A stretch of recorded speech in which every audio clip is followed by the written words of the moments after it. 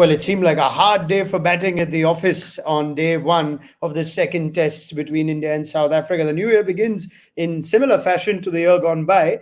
It's the bowlers that take the headlines, and that's what we will look back upon as India have been bowled out. 11 wickets have fallen on the first test play of the Wanderers, so should make for a fascinating conversation with Daryll, Cullinan, and Sanjay Manjrekar on ESPN Cricket for Matchday. 202 is all that India managed. South Africa in response 35 for 1, they trail by 167. So, whose day has this been? Sanjay Manjrekar, let's come to you first up. Considerably weakened with the absence of Virat Kohli and the fact that, few of their batters have been out of form. So, it's not entirely shocking that they were all out for 202, considering that this pitch is strange. I think we'll get to hear Daryll talk more about the surface, but strange pitch where there was some ball that were kicking. But this is something that I mentioned at the start as well. India haven't got enough runs on the board, but they'll fancy their chances considering the batting lineup of South Africa and the kind of spice that we have in the surface. That's something we did allude to in our pre-match show as well, and I'm just going to wait for Daryll to join us. I think he's here, right? And we spoke about this, Daryll, pre-match. This could happen. South Africa could run through an Indian batting lineup if they get a couple early. Now, you can also extend on Sanjay's point on the surface, which you did say is one of the better surfaces in the country. Well, firstly, on the surface, it has surprised me. We have seen in different bounds. Generally, one or two do get a bit steep on you, but then one or two did stay down. And that is normally the case come day 4 or 5. So with the rain in the last week or so, perhaps that's played a role. I don't think so. But South Africa would have got the heavy roller on it. That's the beauty if you can bowl a side out first day. So I'm still surprised to see that sort of indifferent bounce on the first day at the Wanderers. I thought that South Africa starting the day, wow, they with Olivier opening, I was talking of being a 140-odd bowler. Well, he barely got it above 125, but ultimately getting in there all out for 202, whatever the scenario, they certainly did their job. They've given their batters now a chance to really put them in the driving seat. I'd love to go back to that first session in the first hour or maybe just after. It looked like Mayank Agarwal started well. Suddenly the bowling changed the course of the first innings and of the first session and the day, Daryll, when Ngidi came on from one end and Marco Jansen from the other. The game seemed to have changed. Now, was that down to the surface? Was that down to the difference in bowling? What happened in that first session? Well, I thought, let's be honest, a man that I was really punting to play, Warfield, he wasted the new ball to a large degree for that first period. I mean, Ngidi, he's just come off taking 6 wickets. I was surprised that he didn't get the new ball. So that surprised me tremendously. I thought they perhaps got that wrong. Jansen picked up a good few wickets, picked up 4 for 31 in 17. Besides his wicket-taking deliveries, had he not taken a wicket, he was wayward. And when he was, it was the steep bounce down the leg side, offside. So he wasn't the sort of guy you're looking to score on. But South Africa, did India assist him? I mean, Sanjay mentioned, he spoke about the frailty in their batting. It's not the order of the years gone by. And he questioned the strength and the skill of India's batting. But in saying that, Rahul did play a very good innings once again. Again, he was very disciplined outside off stump, whereas they wanted to bat some noticeably Raunak.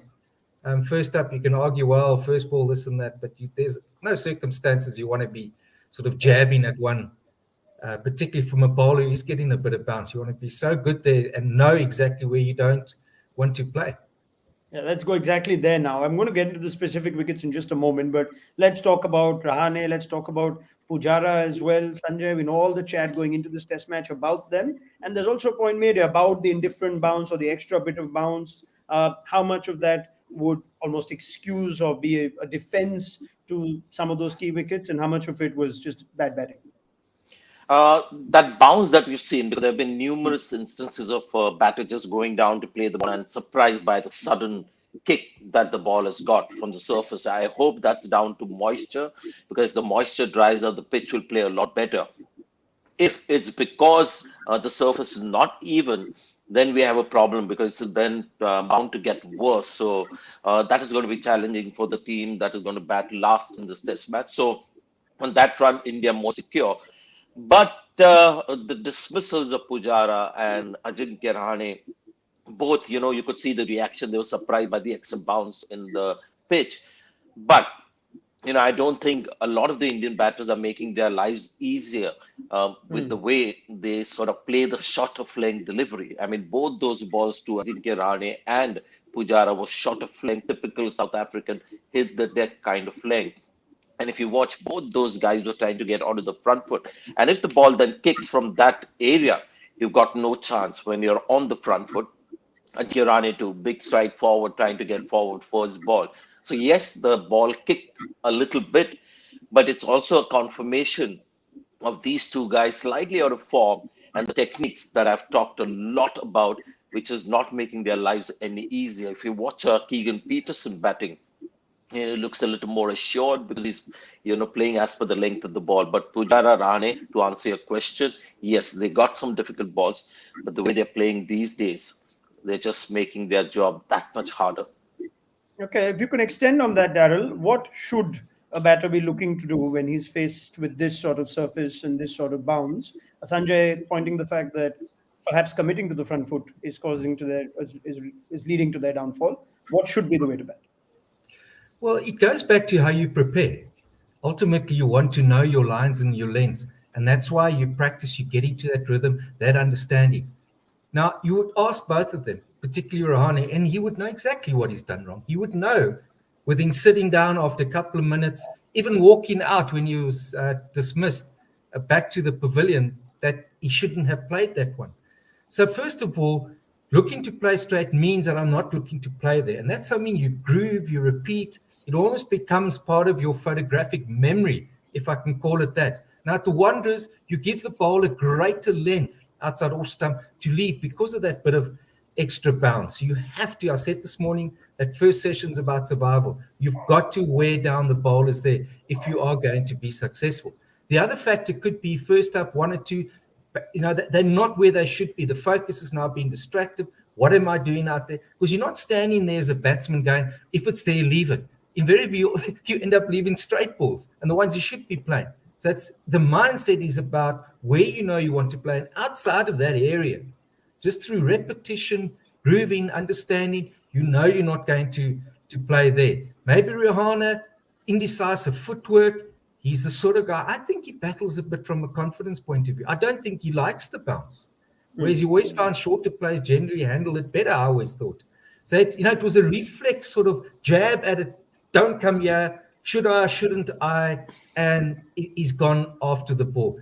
And for a man with his experience, he scored runs around the world. With his experience, he should be in a better situation where he knows coming to South Africa, preparing for South Africa, those lines and lengths, you don't even think about what you're going to leave. Playing straight means something to you, and that's where the V is. A lot of players, I think, have lost appreciation for where the V is, and that's classic Test cricket. All right. Now I'd like to get specifics into the top six at least, simply because it's the kind of day where you look at the scorecard and you think, my God, India batted poorly, or do you afford a little bit of sympathy, empathy to the batters that some of those balls were unplayable or they had, the batter's name and number on it. So I'm going to break it down. Let's start with you, Daryll, to Mayank Agarwal. Twice in 2 innings now that Janssen has him nicked off behind the stumps. What's happened there? How much of the fault to the batter? How much credit to the bowler? Well, I think Janssen, he's come onto the scene. He's still wayward. I'm not too sure he's really confident or good enough yet to find sort of areas. But it's that particular bounce once again. And I thought Agarwal for a moment there was on the crease. From the crease, you allow the ball to bounce. You allow the ball to get steep. You allow it all the movement that it possibly can get. So again, a tall guy like that, you not only leave him necessarily on line, but you can leave him on length as well. And I thought South Africa, though, learned something out of the first Test match. And we spoke about it, the first Test match, that they didn't put India under enough pressure with the ball coming into the body, that shorter ball, then setting them to come forward. It was sort of the other way around. The short ball was a surprise. And I thought that's where they were a lot better, particularly Rabada, who's down on pace. But again, you're going to need a bit of luck batting there today, I thought. You're going to need to be playing and missing. So it's as much a mental battle as a technical battle. Sanjay, anything to add to that? Yeah. I don't think I've seen the ball go past the batsman's outside edge more than Elgar today. But, he stays in his areas. He's a classic hard fighting test opener. Sanjay, anything to add on the Agarwal wicket? Well, I thought until then he played beautifully. If you saw the first half an hour or so, the first spell that both Rabada and Oliver bowled, you could see that they were trying to get the ball up. Theoretically, you want to keep it full and get the batsman to play on the front foot, and they overdid that. And Mayank Agarwal, I thought, played superbly. He was leaving balls, and every time a boundary was hit with the drive, it wasn't like a big flourish of the bat. So he was trying to use that still bat technique until Marco Janssen came in and bowled the perfect length, where every time Agarwal until then had driven, the ball was right under his bat. But this time it was just slightly shorter, full to get Agarwal tempted into the drive, but not right under his bat. So great delivery. And I thought Mayank Agarwal played well. I liked everything that I saw about him. Good delivery, but something that he will always have to worry about, that when he's driving, he's got to make sure that the ball is right under him. But I really was impressed with the way he played today. Pujara, Sanjay. Olivier bowling to him, one that hit the shoulder and balloon to Bavuma at point. Thoughts? Yeah, again, you've got to be a little understanding of this ball that was kicking from a length. I really want to have a look at the pitch from close quarters to see why that is happening. Is it the moisture, or is it the mat of grass that you have that is uneven? Because, yes, the ball did kick, but you watch Pujara and you watched him for the last 1 or 2 years. These are guys, Ajit Kirane, Virat Kohli, Pujara, Rishabh Pant to an extent, but he can change his technique. They're all so keen to get that front foot outside the line, and from there on, they're trying to react to the ball. So anything that is short of length, when you're on the front foot, you get no time to react. You give yourself no chance, and you make the life of the bowler so much easier. All they have to do is hit the deck, and because you're on the front foot, the ball is suddenly going to do something, and you've got no time to react. And just imagine that same length, if you're right on the back foot, you've got at least an extra fraction of a second to react. So Pujara's dismissal, ball kicked, but it was typical Pujara taking a small step forward, and from then on, just hoping that he's able to have time and the reflexes to tackle the ball. He couldn't on that occasion. Rane saw that just the ball before Daryl, and I think you'll have more to say about Rane's faults here than the praises of the bowlers. What did you make of Rane's wicket? Well, there again, the point that Sanjay makes about if you planting and then the ability to go forward or push back, it leaves you then playing from the crease. On this occasion, as I said earlier, I just thought it was a typical first ball, undecided, lacking confidence, not understanding what he should play. But mental strength comes into this where you can't allow previous balls. You've got to quickly put them behind you, what you've seen at the other end. And that's all part of batting. And maybe that's an area, I think, of his batting, the bit that I've seen that perhaps, and that's what concerns me, for such an experienced player, he hasn't really sorted out. But if you're on that front foot too early and you plant, 100% right, Sanjay, you can't then adjust.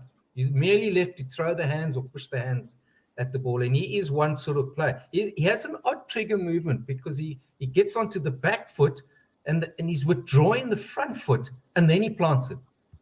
At times, the front foot's still in the air from side angles and slow motions we've seen, and the ball's on its way. And then he plants and then he tries to go again. Then it's too late. You just left to play with the hands. What about Hanuma Vihari to follow then? You said he just spent enough time at the crease, Sanjay, and then what? Did he just get a good one that couldn't do much about? Yes, he's not one of those batters who lunges forward. He was playing the ball late, looked good, but that particular line troubled him before he actually got out as well. So that's something that he's got to work at because he also plays very close to the body, but doesn't get right onto the front foot. I thought he played well, but that particular dismissal was more, again, the ball, kicking from a length, and a batter got on the crease. I mean, it's something that I wish, Rahul could now start imbibing in all these batsmen, is to just maybe react to length. If the ball is slightly short, go right back in the crease, and then you'll handle these balls a little better. So when you're getting into that position, and if the ball does something that you don't anticipate, Again, short of time, but not as bad as Ajinkya Rahane or Pujara. I thought Vihari's position was a lot better. So I would give more credit to the bowler. The catch was terrific. Yep, absolutely. Now, speaking of reactions, KL Rahul's wicket after his half century, was that just being sucked into a trap, Daryl, or was the shot on and he just didn't get it right? What did you make of it? Well, yeah, you get to a half century, often a little milestone can take your focus away from what you're trying to achieve. Credit to Janssen, he mixed up his lanes quite well. And on this occasion, it was for Rahul to make a mistake. It's really tough as a batter when you've played such a good innings, and one simple little mistake, can get you out. It can easily go the other way, but that's just the nature and beauty of being a batsman in tough conditions. And finally, Rishabh Pant, Sanjay, of the inside edge of Marco Jansen. Could he have done better? Not really. This is the way he plays. How you can't really, analyze the technique of Rishabh Pant and find out reasons why he got out. This is the way he plays. Today, he made only one attempt to charge a big fast bowler, Lungi Giri, and left the ball at the last minute. I thought he was looking okay, but good delivery. And I thought Marco Jansen was the pick of the bowlers today. The moment he came in, bowled the right lengths, and the ball was doing something. He's got some natural steep bounce, quickest of the lot as well. So the ball just coming back in, taking that inside edge. I think the movement of the pitch surprised Rishabh Pant, but nothing much really to decipher or scrutinize. But quick word on KL Rahul, because I thought he was absolutely brilliant today in the way he played. The grinding in the first session and then slowly accelerating. He knew there were two fielders there for the hook shot. But every time he played the pull shot today, he was looking to keep the ball down, which was the case even when he got out. But I thought KL Rahul was magnificent today. Unfortunate that he got out on 50, and I was really happy to see him being absolutely devastated when he got out on 50. Again, good signs. Sure. I think Daryl will extend on that. Marco Jansen, certainly the pick of the bowlers. Daryl, he seems to have learned very quickly from what was that wayward, almost nervous first spell in the first innings at Centurion, 4 wickets, and effectively the hardest bowler to face, going at just 1.82 on the day. Well, he had that extra pace. I think he can only get better. He'll bowl these sorts of spells on really flat wickets, and I'm afraid, he could go for runs. I think he's got away with a lot of balls because of the nature of this pitch. But any side that can carry a man as tall as that, he's good over the top. He's got a good action. I'm sure he'll work on that ball coming back into the right-hander. And then he does. You can see, try to bowl that, what they call the wobble ball today, or one that goes straight on. But he's a very exciting prospect. But the days will come where he'll be tested on better batting pitches, better surfaces. So let's see how he responds. But I'm very pleased for him. I questioned his selection in the first test. Yeah, again today, he's shown that he's a wicket taker. Absolutely. 1 wicket from South Africa. Before I get one more word from Sanjay, so let's talk about Aiden Markram. Daryl, I'm sure you'd love to. It's again trapped on the crease. Not what you want a test opener, do you? Well, I need to repeat myself. This theory of batting on off stump, keeping your front foot on middle stump, your back foot on off stump. I said in the last test, it's flawed. And once again, he's ended up playing a cross one. And I couldn't help noticing in commentary, even Mr. Gavaskar is starting to pick up on this thing about the off stump. I saw something written by Alistair Cook, the former England captain, about county cricket and how he sees as such a noticeable trend, this particular stance, and how batsmen are losing the off stump. But ultimately, you've got to square up. As I said, bringing the bat from gully to try and play straight, you try and use the hands to square. But if you don't square up and try and stay side on, you'll hit your back hip with your bat. So I don't know when someone's actually going to get through to this guy that you can't play as an opening batsman where you're not playing down the line of the ball and expect to play consistently straight where you're standing. And don't give me the Steve Smith and Labuschagne theory that they do. Well, they bat on really true Australian pitches. And if there's no movement off the pitch, you're going to get away with it. But this is not Australia. This is South Africa. On a pitch, on day one, we've seen is offering indifferent bounce. So at least give yourself one chance where you're looking to play down the line of the ball, not across it. The ball that's hitting the stump should never be playing across it. And any top player, You never want to be bowled, and you never want to be LBW. I can't remember the greats that I saw bowl to LBW too often. Rather be nicked off, and then you can give the bowler credit. But Markram's doing himself no favors. There's already talk that perhaps he should be down the order, because as an opening batsman, and he's one that stands way out of his crease. That's also part of the issue, I think. Maybe it's the Indian batsman where you've got that pace and bounce. Yes, Sanjay's alluding to as well. Get back, stand normally, and then in between, you've got a chance from behind the ball to maybe ride that bounce. But this is the way they play today. Isn't it fun, Sanjay? Just sit back and watch Daryll Cullinan talk batting. It's easy. It's easy now. It's so easy now. But you know Nah. what? You know, red ball cricket's a sideways game, Sanjay. You know, that will never change. And I'm seeing some funny thoughts about how this game's getting played, red ball cricket. And I wonder how we're teaching it and who's behind the teaching of red ball cricket. We can't just blame white ball cricket as being the cause of the downfall of test batting. Yeah, the best thing about Daryl, Raunak, he gets very animated, very passionate, sometimes infuriated, but always with a pleasant face, with a smile on his face. So it's very hard for people to get disgruntled by whatever Daryl Cullinan says, as opposed to somebody like me. But quickly, on that particular wicket of Markram, let's give credit to Mohammad Shami as well. Yes. In the coverage, we saw how he set him up. It was brilliant the way he sort of dragged him outside the off stump and then bowled that ball of death on middle stump. So brilliant bowling too. Yep, fair enough. On a day that was particularly hard for batting, how crucial could that 46 or 50 be from R. Ashwin, Sanjay? Well, we talked about it before the game began, whether Ashwin was the right call in the last game as well, whether India should have gone with more seamers. Ashwin is playing, obviously, for his bowling. He's somebody who will walk into the team as a pure bowler. But his batting, which had gone down in overseas conditions in the last 2-3 years, has started, getting better. You saw that in Australia, and here again. I mean, his 46, 40 odd, absolutely priceless. Because at least India are now beyond 202, and they can entertain thoughts and hopes of coming back into the game. Take out Ashwin's 40, and you're looking at 130, 140 all out. And then India, despite their bowling attack, even against a weakened South African batting lineup, would have a tough match on their hands. It was an absolutely crucial innings and played superbly.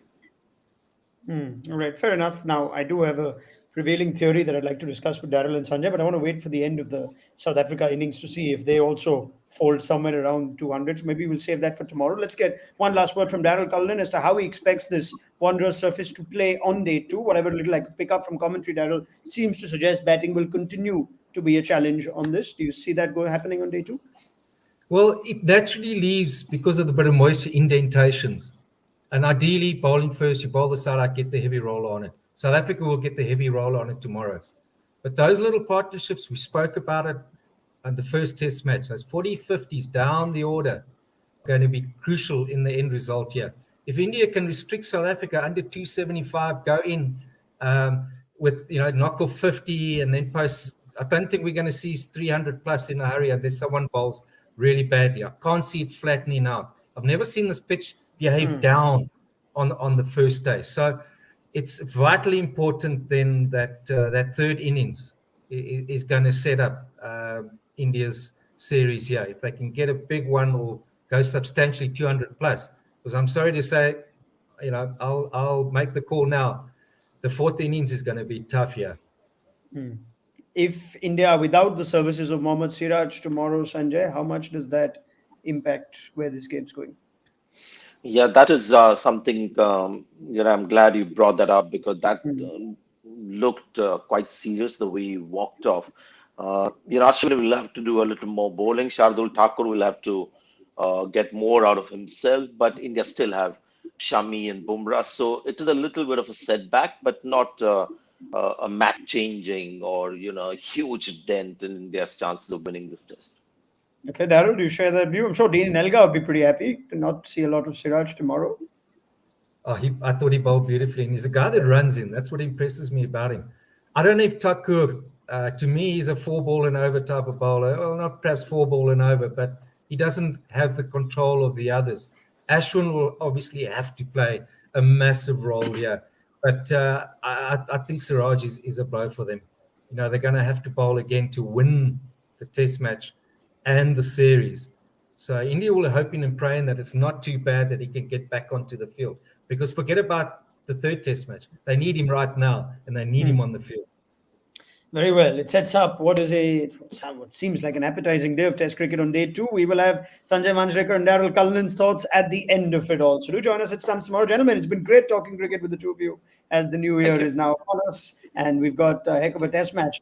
We don't think it'll go the distance to 5 days. So watch out for our chit-chat around the game at the end of each day's play. Join us on Stumps on day 2. Until then, goodbye.